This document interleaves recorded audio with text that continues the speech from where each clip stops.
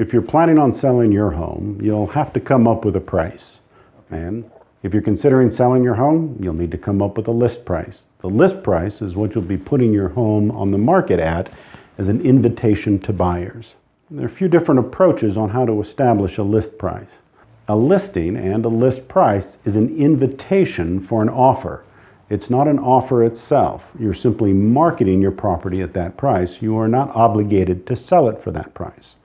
So if you ask $400,000 for your property and someone offers you $400,000, you're not obligated to accept the offer. In fact, there are so many other variables that formulate an offer in terms of the quality of the buyer and split of fees. One common mistake that sellers make is thinking how much they want to get for their house, or thinking in terms of what they might need.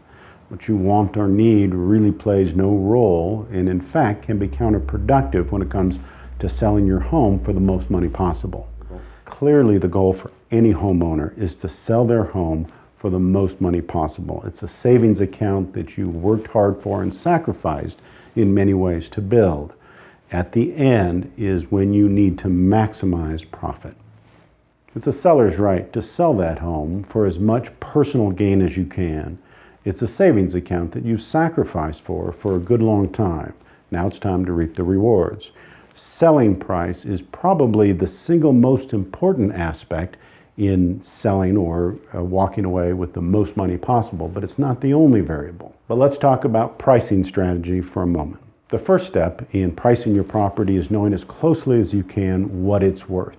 And the way to do that is to be looking at market comps in the area. And we've got another video talking about how value is determined. But you want to be as fair as you can in evaluating what your home is really worth.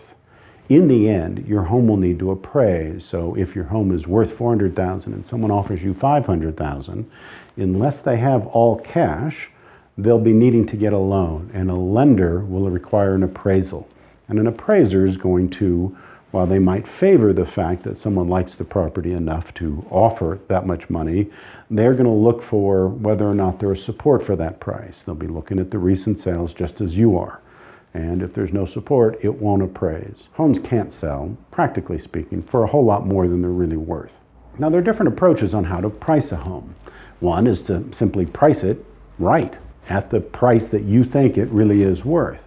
This takes a little bit of courage because you'd like to get as much money possible, a little bit more than that, or at least leave some wiggle room. But when you price a property fairly, you get quite a bit of attention. You get anybody looking at properties in that price range.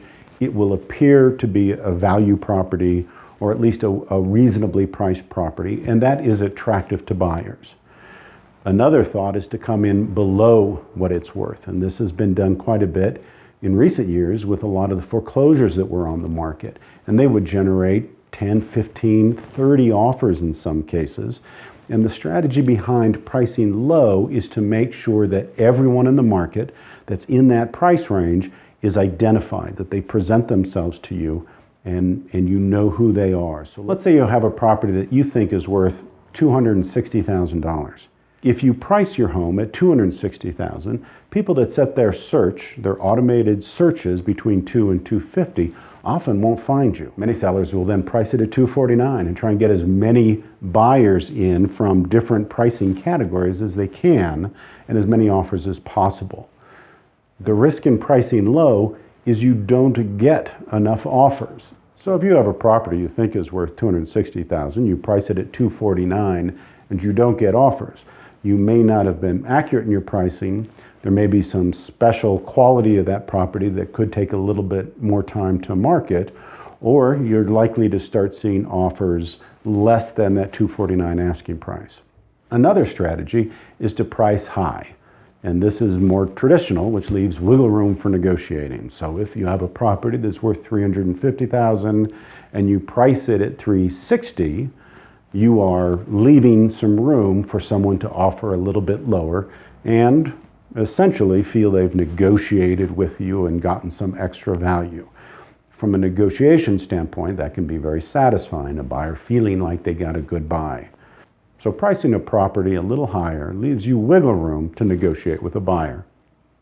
One important component of pricing, typically there's an inverse relationship between the price and the speed in which you sell a home.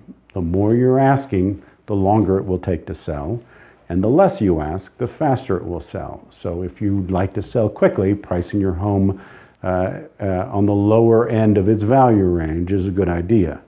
On the other hand, if you've got time, you can go a little bit higher and know that you've got time to work with. Unfortunately, there are limits to this. If you price too high, it will take longer, and in the end, you'll simply have to drop your price. Agents watching properties for sale will watch to see if there are price drops.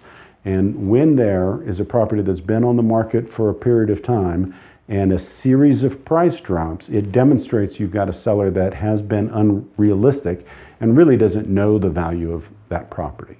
But a property being on the market for a long time is suspicious to buyers, especially in a market as fluid as ours. Just because you start with one strategy doesn't mean you can't change. It's unusual, but you can. One important thought to bear in mind is buyers search based on thresholds. They'll be looking for properties between $300,000 and $400,000 or $300,000 and $350,000.